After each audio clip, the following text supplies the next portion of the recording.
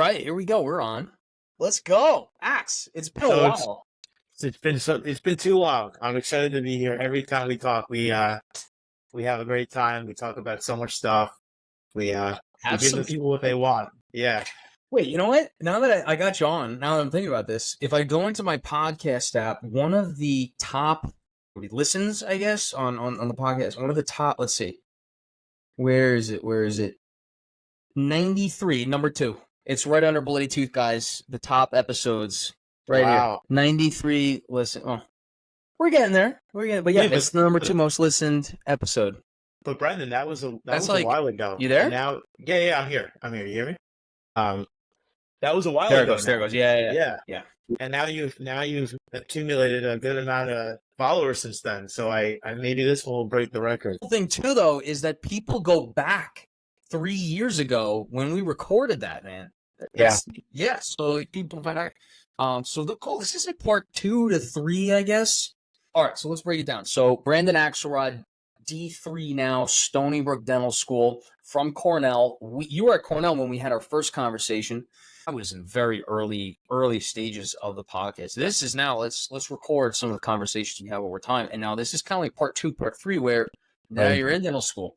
And now you finally crushed the CBSE. You followed all the things, and now we could take, in real time, everything I've recommended to you. You know how you crushed it now, and now we can break it down and go from there. I mean, this is going to be one of the most influential and helpful episodes, I think, to people getting into dental school, into applying for a specialty, because oral surgery is notoriously the most challenging specialty to get into. Although ortho is extremely competitive as well. They don't have an exam that you literally have to kind of chop your nuts off to focus. I would say that's. I mean, so they have the GRE, right? But from what my friends are doing, you need 2 to 3 month window. Of course, you could study a longer period of time. But for ortho, I'm hearing you need about the 50th percentile on the GRE. So you have to remember that all students across all different sorts of graduate programs, they could be, entomology, studying insects. They could be doing this, that, so you have to, the GRE is sort of like you hit the 50th percentile and then you're good, because they're not looking to evaluate your score based on, they're not like, it's not like an English PhD where they need you to score 100%, 100th percentile on the writing, for example. But I would say the CBSE has a similar metric in that you need above, the golden zone. I'm hearing from many, many different people. And for you, it was very similar as well. As if, ideal is in that 70 range raw score, EPC. And we'll talk about all of this, of course. But and there are cases where people do get the interviews. And as you know, you're part of a residency where, you see the scores that come by. And I'm sure there are people, numbers all over the place. But yeah, that's where we're at with CBSE versus GRE. But I agree, CBSE is a whole other beast because you froze. You froze. No, I'm here. Oh no. All good. Okay. There we go. CBSE is a whole other beast because you're learning things. Yeah, we got to upgrade. What do you like, hacking into your neighbor's Wi-Fi? Yeah, what's going on over here? I don't know what's going on over here, to be honest with you. He's like, how did he know? What the hell happened? Is it really bad? So I've had fuzzy before. That's just because Riverside's like a separate podcast platform where our data goes there. But you're like, the feedback that I'm getting from your recording, it keeps freezing. I don't know if you're like too far from your router, or you're just like you got your Taco Bell Wi-Fi going. I don't know what's going. Listen, we'll keep going, and if we cut out, we'll go over what was missed. It's fine. It's fine because the upload is going to be just fine. So wait, let's actually, that's a great point. Let's start right there. What is EPC? They didn't have this when I took the CBSE. When I took it, they had the regular converted score, where it's like 70 whatnot. Then there was also the med school based exam, where it was 3 numbers, and the median was like 190. That sounds right. I don't know, but there was the bell curve, and it showed you this 3-digit number. What's EPC? What are these conversions they have? Again, this stuff is not very easily understandable. It's not really, publicized. It's out there for anyone to see. And when you talk to various residents in different places, they're all familiar with it. But the issue comes with. Oh, you there? Okay.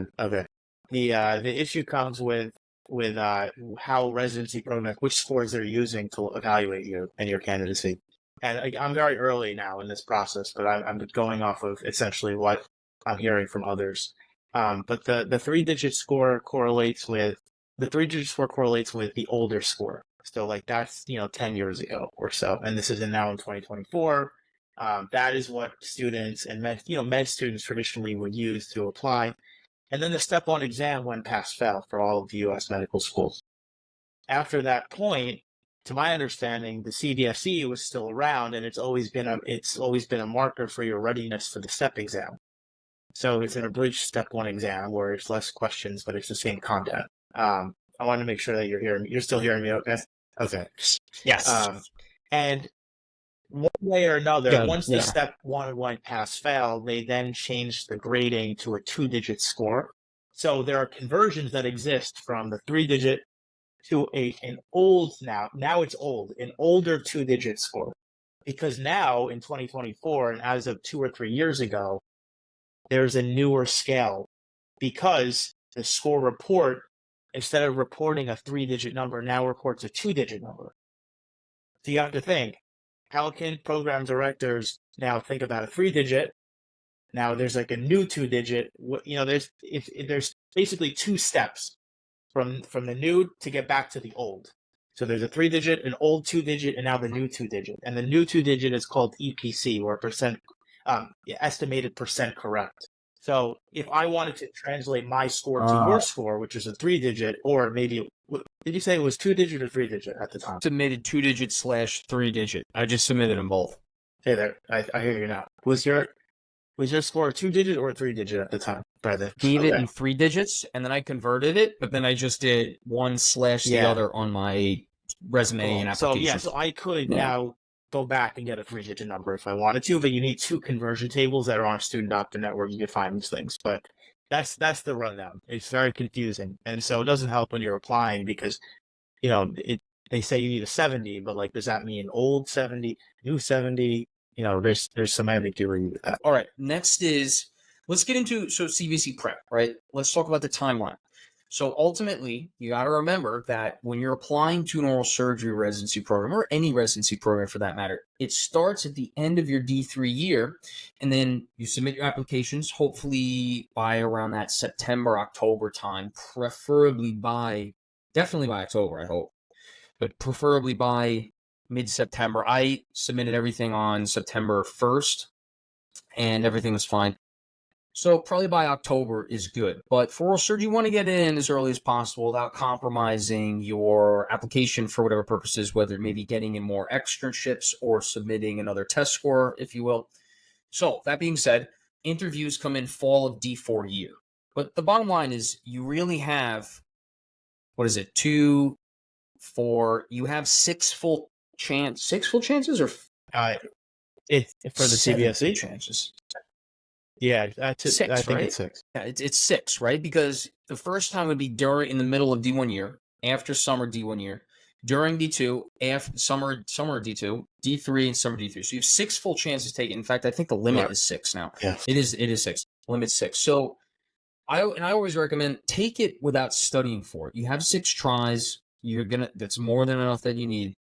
But you got to get an idea of what that test is like first, right? So we went through this together, and I was like, look, take it after D1 year. I wouldn't recommend studying for it, though, because you want to know what you're studying for before you just go all willy-nilly trying to prepare for something you don't even know what it looks like. Then you had, so that was after D1 year, and then the second time I took it was after D2 year, and that's when I studied hard for like 3-4 months. Most of the time not doing what I needed to do, which was UWorld, but nonetheless, got a decent score I could have applied with, didn't get what I wanted, took it again, winter of D3 year. So what you just took now, and you crushed it. That's when I got it. Still didn't get the score I wanted, got what I needed, though, applied, everything was fine. So Axe, now let's flip the script. That was my recommendation to you. That's what I did. Let's go into yours. Absolutely. You know what I mean? So, just so everyone knows, Brendan was my number one resource when it came to strategy and planning. Because, going into this test, you usually need to know that you're really interested in oral surgery. It's hard to study for this exam if you're not fully, if you're not fully in the water, in a sense. You can dip your toes in D1, but if you're not fully committed mentally, it's a really hard test to stay locked in for. But yeah, so I think with everything you said, there are a few changes I made in terms of structuring how I was, which exams I wanted to sit for, and I would do it differently now. I think a big factor is if your dental school is integrated with the medical school, and then if you take NBME exams. So, to my knowledge, there's places like Stony Brook, and then there's like Columbia and Harvard, and there's a few other schools that are integrated, and you take the NBME exams. So I think in my purposes, it might have been a slight waste to take a sort of dry run of the exam, because I know what an MBME is like. Right. Like, you do the UWorld, but I've seen the interface many, many times on the screen. I've been on a lockdown browser in a testing center. And so, if you're thinking ahead in terms of the resource, where you want to spend your money to best prepare for the exam, I think a $350 instead of taking it and basically saying, well, that was a big failure. Here we go, back to studying. For me, like I didn't really gain anything from that because I knew exactly what I was walking into, and I was just sort of like upset by the fact that I knew I wasn't even close to ready. So that's how I picture that. Ax, did you use UWorld during, so D1 year, you're in medical school classes, NBME exam, based exams, if you will. Did you use UWorld while you were D1? Because I didn't know about it. I knew about it, but I didn't use it. I didn't even look at it once. I That's used my it. question. We had like a shared account, so I didn't use it to the extent that you really need it for CBSE. I sort of studied the class slides, and then I used UWorld as like the 3 days before sort of thing. But a strategy could be for someone who's a D1 is using UWorld consistently to do your first pass as you go through medical school. And then of course there's lots of covered topics that aren't covered in the dental version of medical school. So, you learn immunology really, really well. But then the thing is you don't learn the cardiac physiology and EKGs as well as you need to for CBSE. Yes, you get like a basic overview, of course, but this is a strategy that you can consider. But to answer your question, yes, I use UWorld. I was familiar with that interface too, and that takes a bit of adjusting because these questions are like second or third order questions where they sort of give you a vignette, and then they're not just asking you, oh, what drug do you use for this disease? It's like, first of all, they won't even tell you the disease they're talking about, and then they'll say, what is the mechanism of the drug you would use to treat it? So you need to know two things to get the answer right, and you're very familiar with this, of course. Yeah. And so one thing to touch on. So yeah, you were using UWorld during that time because you did have NBME based exams at Stony Brook, exactly what you said. Columbia, I think even UConn has it a bit too. Some of these Ivy League schools, UPenn, I think, is combined for at least several months, like Stony Brook is. Yeah, so that is big. I see what you mean. If your school is based on that, yeah, then why not? Why do it? But then you could also make the argument, then why wouldn't you utilize that opportunity to take that after D1 year? Hey, look, bottom line, you got the score you needed. Oh, that's one last thing I wanted to touch on. A lot of what I'm taking is from my experience, what I learned, but even more than that, Ax, I mean, and you probably know this by now, I've literally mentored hundreds of students, and many of which have gotten into oral surgery by now. And I asked them, hey, what worked for you? What didn't work for you? Even my run, I got everything I got from Ian. He got a 98 on the CBSE that year. Ian Lynn, he's at UConn OMFS now. He was one of my buddies in dental school, and he was the one that kind of mentored me and taught me how to study for this exam too. So I'm compiling a multitude, you know what I mean? Regardless of what score I got, regardless of what I knew here and that, it's like I'm finding out what is the best thing, and trying to make sure that we can prepare that on a nice platter for other students to listen to. And now they can listen to this episode for all eternity, right? Hopefully the quality comes out better than it was in the beginning. Now, next thing. Should we get into what materials we should study for and how it should be studied? We're at 16 minutes. Yeah, I just want to say one quick thing before we do, and that's the next thing we should jump into, absolutely. But I felt that once you start taking those practice MBMEs that are posted on the MBME website, and I'll talk about this extensively when we get into it, but I'm a strong believer that like if you put in the work, you'll get to a certain point, a certain numerical value, and then anything above there is really due to chance. Like it really depends on the questions that you get that day. Like, let's say the reproductive system is not your number one, but like, you're at the end of the day, we're all dentists, and if there are certain things that we might resonate with a little bit more, and the reproductive system is not yet. What do you mean? As you don't know how to deliver babies? What you don't know the funguses Yeah, of the I'm toe? not, too prepared to step in and do a C-section for anyone anytime soon. Um, but the point of what I'm saying is that I think uh, there is a bit of luck and chance when it comes to getting your actual score, because you can surprise yourself on the day of. But if you know that you're in a certain range, you're not going to fall too far off from that. That's all I wanted to say about that part. But I think yeah, let's talk about resources, and I know that there's some differences in terms of what we Yeah. use. So you'll Yeah. go first. You sort of break it down. I think you have a very traditional route and a very tried and true method.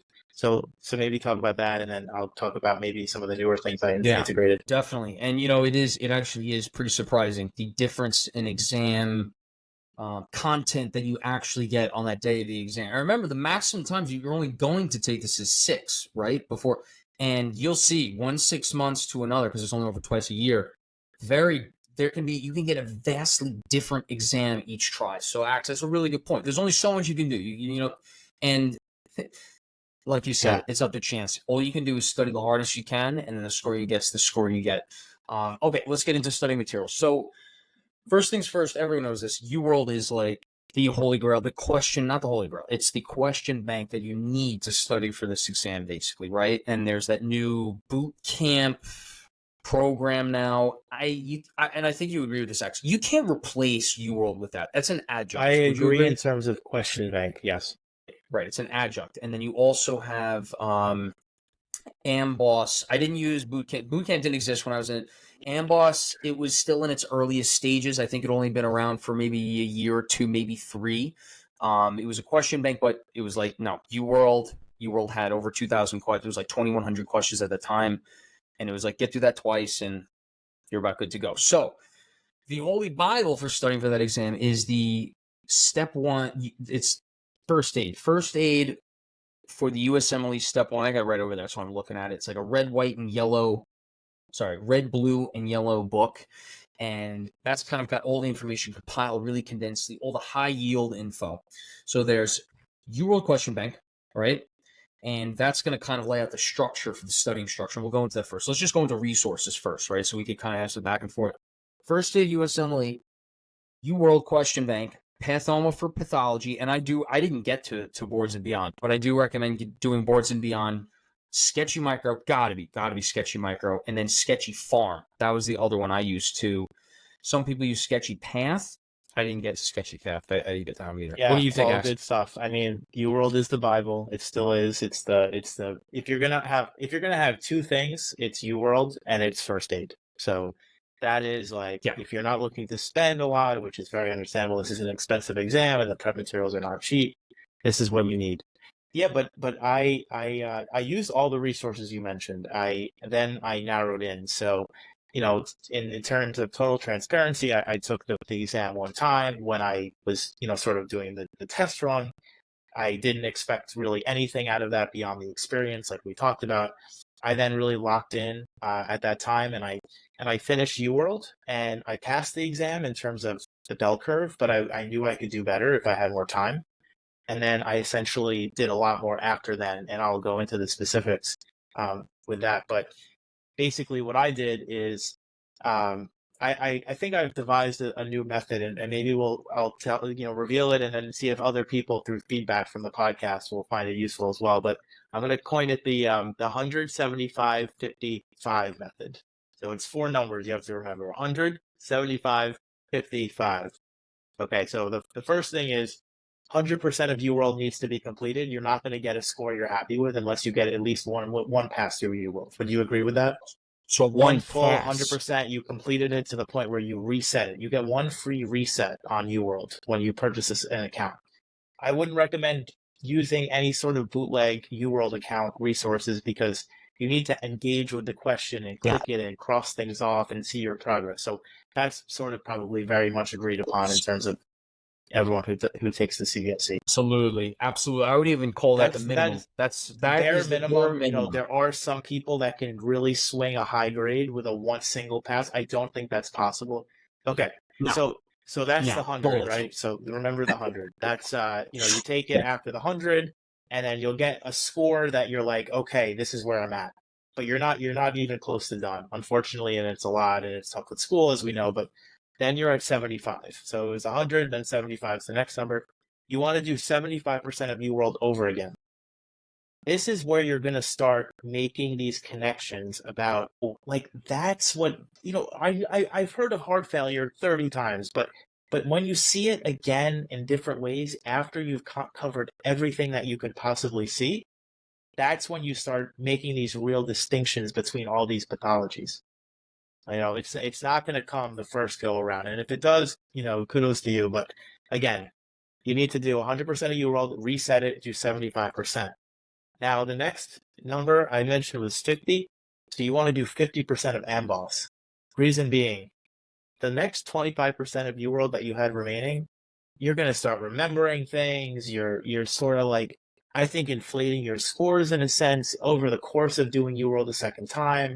You're not really going to remember every question and every vignette, but you might remember a diagram and it's sort of an arrow to an odd structure, and then you kind of know what they're talking about. Or, I think you need to be seeing the newest, new content all the time, and not get and just briefly, sometimes you do need to inflate those scores a little bit to keep you motivated. It's like Christmas time, you're studying for these. It's like 2 weeks later or whatever. I get that. Yeah, and it's like my first 75 on UWorld. Yeah, sometimes. But yeah, keep going. No, I do get that. And listen, the confident, you need to have these confidence boosts, because it's sort of like just constant misery sometimes.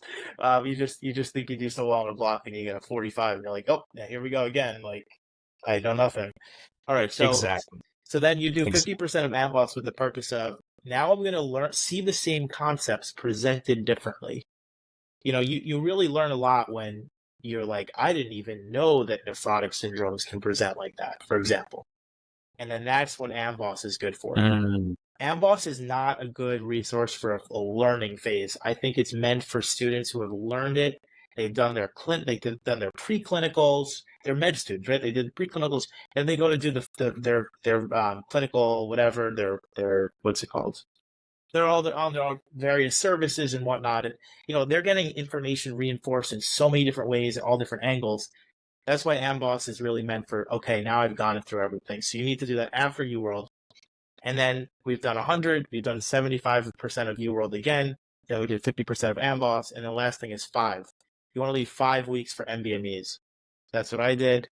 I think if you can knock out 4 MBMEs over the course of those 5 weeks, I think you're in a really good spot, and I think you're going to get the score you want. Interesting. I thought the MBNEs were just so much easier than UWorld. Well, did you have that too? They should be if you've put in the work, and I think that'll be your confidence boost, because you'll feel as if they're easier because you've done so many questions. UWorld is like 3,500 questions. AMBOSS is like 3,000 something, I think. You've done thousands of questions, so when you get to these MBMEs, sometimes you're automatic and you're like, oh my God, wait, was I supposed to think about this more? And it's actually, no, they're not trying to trick you. Like the answer is what the answer is. And the whole point of board exams is that, like, these are non-controversial answers. Like, there's really only one answer. UWorld and AMBOSS, they trick you a little bit because they know where students struggle. So they'll make you pick between these things that are very similar. The MBME is not like that if you put in the work and can kind of sift through these things. I like that. Now, you in the 175, 50, I'm going to use this too. I'll make sure I shout you out for it.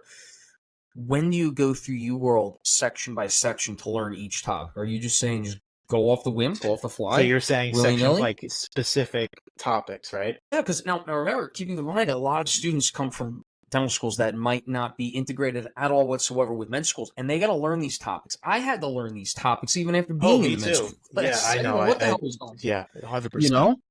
But like, you need to learn it at some point. I think the best way to learn it is to actually go through section by section, topic by topic, learning it via pathoma, ors and beyond.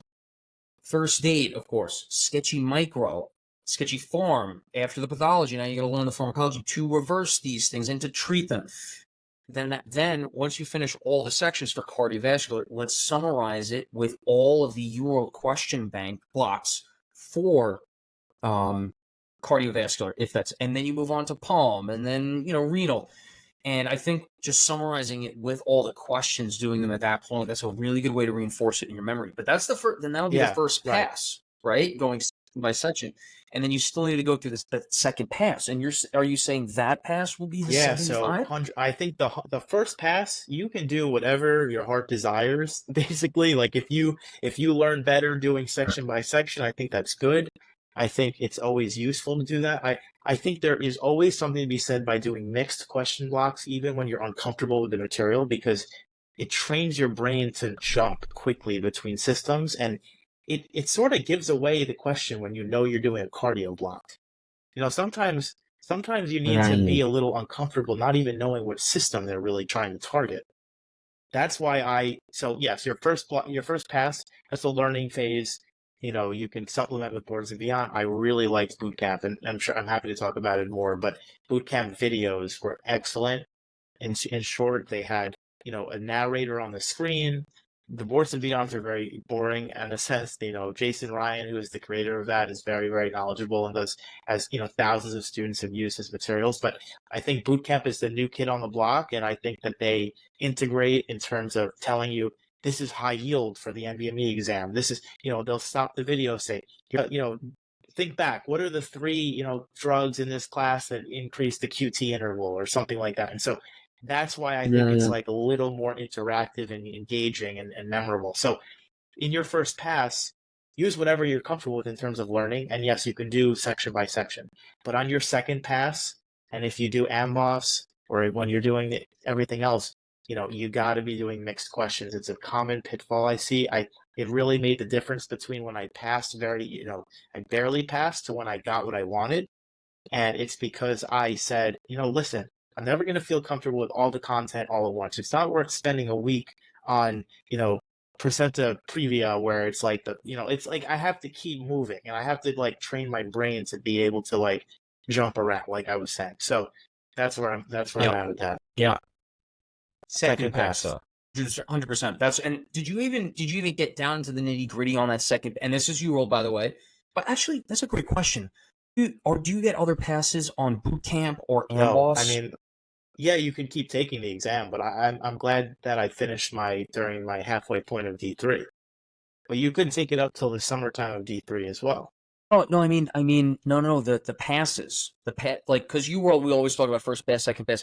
Are there passes through boot camp? Are there passes through AMBOSS? Yeah, I mean, there are people that can do it. It depends on this. I think what their study strategy is, but just to clarify, I did basically, like I said, 100% UWorld, 75% on the second pass of UWorld, but then my AMBOSS, I only did 50% one time, and then boot camp. Yes, they have a question bank. But I really thought the videos were more valuable than the question bank, and I didn't really give it much of a try. So that's what I'm saying. I think Bootcamp does an excellent job of teaching it to you.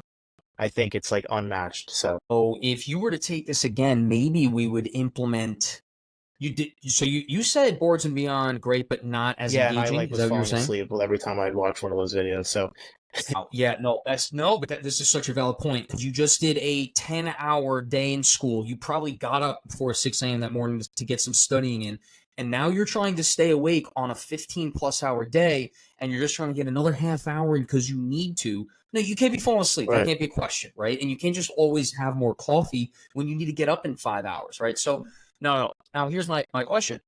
For that first pass to UWorld, when you're learning everything section by section, what if we were to take out Boards and Beyond and switch it with the boot camp material? That's pretty much what I did after a few months of trying Boards and Beyond. I realized boot camp was the way. So I would recommend that is the way of learning the content alongside the UWorld explanation. I'm gonna everything after today. I'm switching my recommendations on the CBSE study. Now this is really big. This is really big. Now let's get into that second pass to you. Okay, so we're talking Pathorn. I used it here and there. I didn't. It wasn't. You used it a little more than me, it seems. You used Bootcamp. You used Sketchy Micro, Sketchy Farm, right? Both of them. Did you use Sketchy Path? The videos were a little too confusing and long. Listen, it's hard to remember so many things. The Sketchy, for people who haven't seen it, the Sketchy Farm I think is excellent. The Sketchy Micro is excellent. But just the videos once they're going over 20 minutes, it's sort of hard to remember that the guy dressed in the bumblebee costume is like holding a Coca-Cola, and that means like, if you lose sight of what you're really doing. Axe, you do like balloon molding and everything. By that, whoever doesn't know this, Axe does kids parties where he does like the balloon full. You love bumblebees and stuff, no? Can you do Brendan, the there's not bumblebee one balloon? balloon figure that I can't make, but just to put that out there, I'm very confident in saying so. But yeah, there is some overlap with the visual. It helped me with my PAT for dental school. I was able to visualize like complex shapes and whatnot. Actually, Yeah. yeah, that's actually a really good point. I'm sure that would really help for the PAT. We should make a CBSE study guide using only We'll just balloon do a shapes. sketchy knockoff with just balloons. Yeah, I'm down. This is called Brandini's balloon. Yeah, we'll have to workshop that name for sure. But okay, all right. We'll work on it. Part 3 of this episode. So I like this. Boards and Beyond is gone, and if they want us to recommend their program again, they can pay us. Yeah, that works for me. But so good. So Pathoma still decent for pathology. No sketchy path. Good. I didn't do that either. I thought it was too much. But boot camp. How was boot camp's pathology? This is that was the money question of this episode, because it's very easy to fall into a trap of doing UWorld all day, doing, I think the average number that you should be doing is 40 questions once you're really in a good study schedule, 40 questions a day, ramping that up slowly over time, but whatever, we can talk about that more.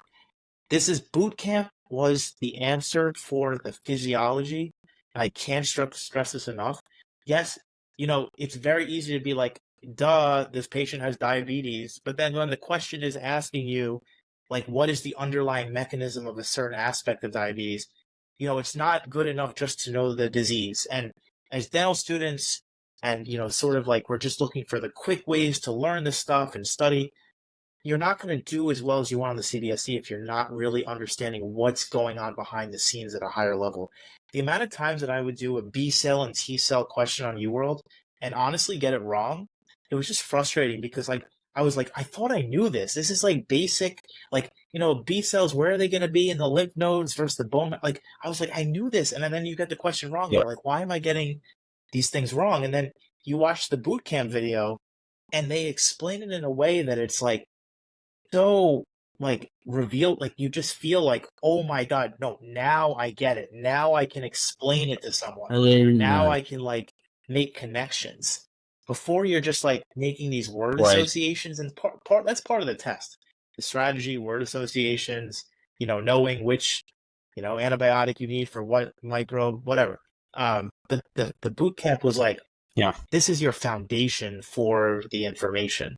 It's not just the end result. Oh, yeah, this is the answer. They have, some disease. But you see what I'm saying? Yes, I do. That was Pathoma for me. So if you're saying boot camps, and I could see a program being better than Pathoma, you know what I mean? Pathoma was just like the first. You know what I mean? By the way, we need to talk about that idea, because I want to make it the next. And I have an idea. Speaking of Ian, we'll discuss that. We'll discuss that later date. Because there's a lot more coming with, especially standardized exams and such. Licensure, there's like, we need more study materials because there's so many exams, and unfortunately I don't see them. I think we're only going to have more standardized exams over the next 50 years, honestly, as things get more and more specialized on the right ear versus both ears, like stuff like that. But anyway, nonetheless, so let's get back into, so that's huge. I would totally be willing to, I think pathology still needs to be in there, but you're saying boot camp for that part. Let's get back to, and so AMBOSS is just a QBank. I didn't realize that boot camp was more so for the learning portion. You're saying that that's what was better for you for. And then AMBOSS, I didn't know it was a question bank. I didn't know that they had, if they had explanations, but that's fine. So now let's get into I think we've covered all as far as the materials and such, resources. We're up to strategy, right? Timing, test timing, matching it with passes to UWorld, the strategy. I think we covered. We're up to that. Let's talk about as well, like what your dental school day looks like when you're doing CBSE. Yeah. Speaking of really quickly, okay, let's just summarize it. Let's take a summary, because we're throwing information out here. This is actually an ultimate episode for CBSE. So take a step back. You need to do 2 passes through UWorld, and I would still recommend that first pass through UWorld, breaking everything up section by section. Axe is saying get through UWorld twice, the second one being 75% done, so not a full twice. I still think I would recommend, I mean, if you can do it, do it. If you can't, well, there you go.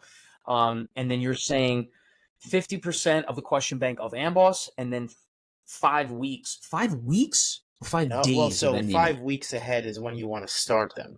So you can integrate. For So NDMEs so for this 5 this weeks? is So what you're saying a this is what it month and a looks like, week of because NDME? each exam you need to sit down for 5 hours. You want to simulate the exam. You don't want to get to the CBSE and be like, oh, I'm tired. Like, you don't want that to be the factor as to why you're doing poorly.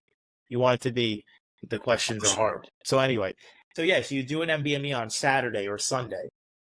And you give yourself each, there's 4 blocks of 50 questions. So you do a 50 question review then Monday through Thursday. And then on Friday, you hit some incorrect questions on your question bank of choice.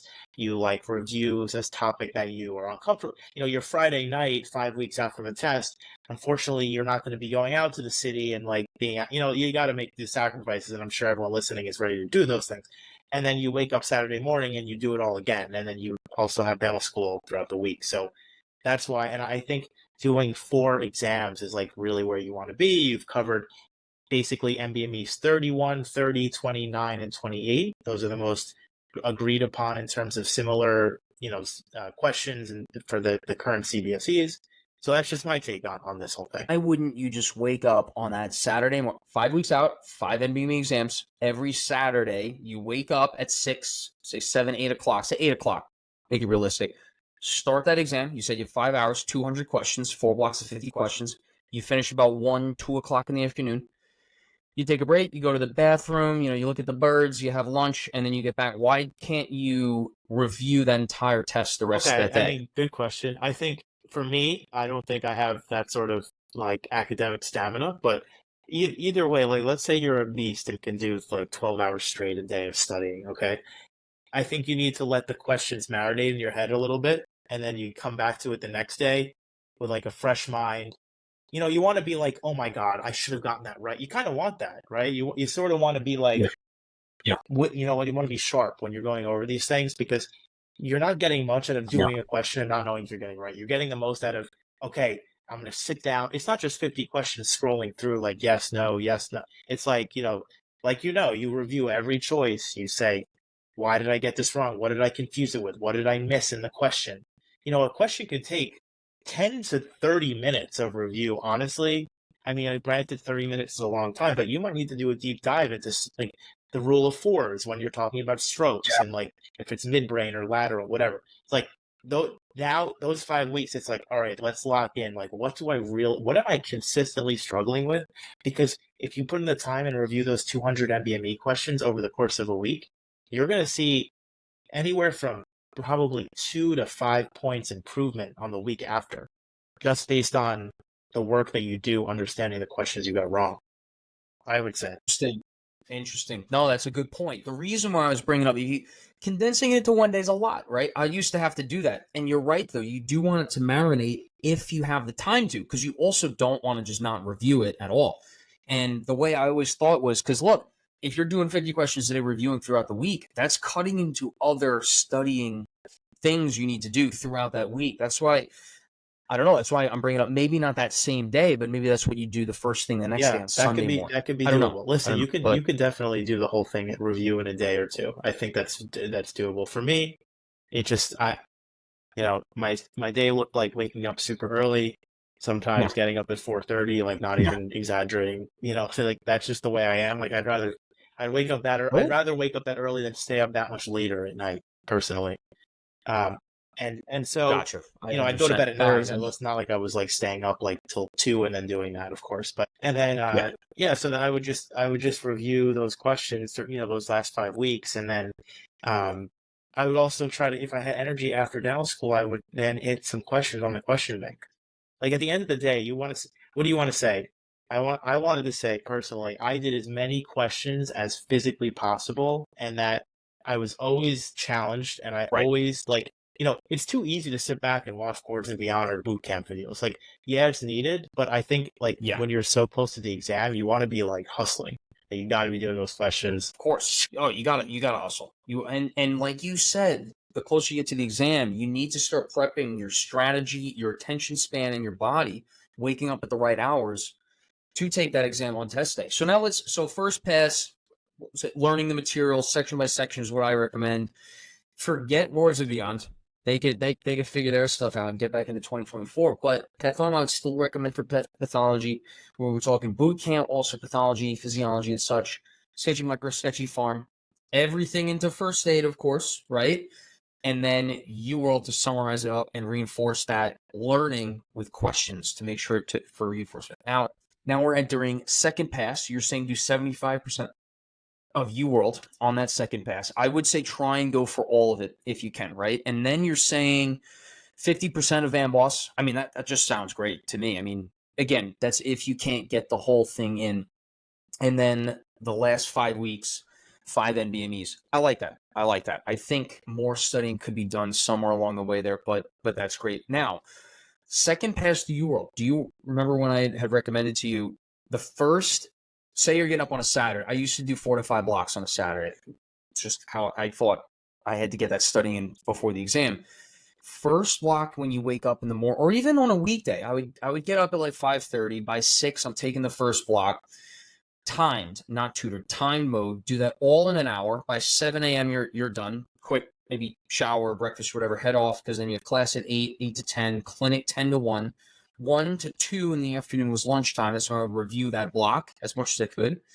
2 to 5 is clinic. Maybe you could squeak out of there a little bit early, get over to the library, or I went to Panera Bread. At Panera, sit down, immediately, and as quickly as possible, finish reviewing that block from the morning, and then get right into the second block. Now, this is where it comes into different. I wouldn't do another timed block. I would do tutor mode.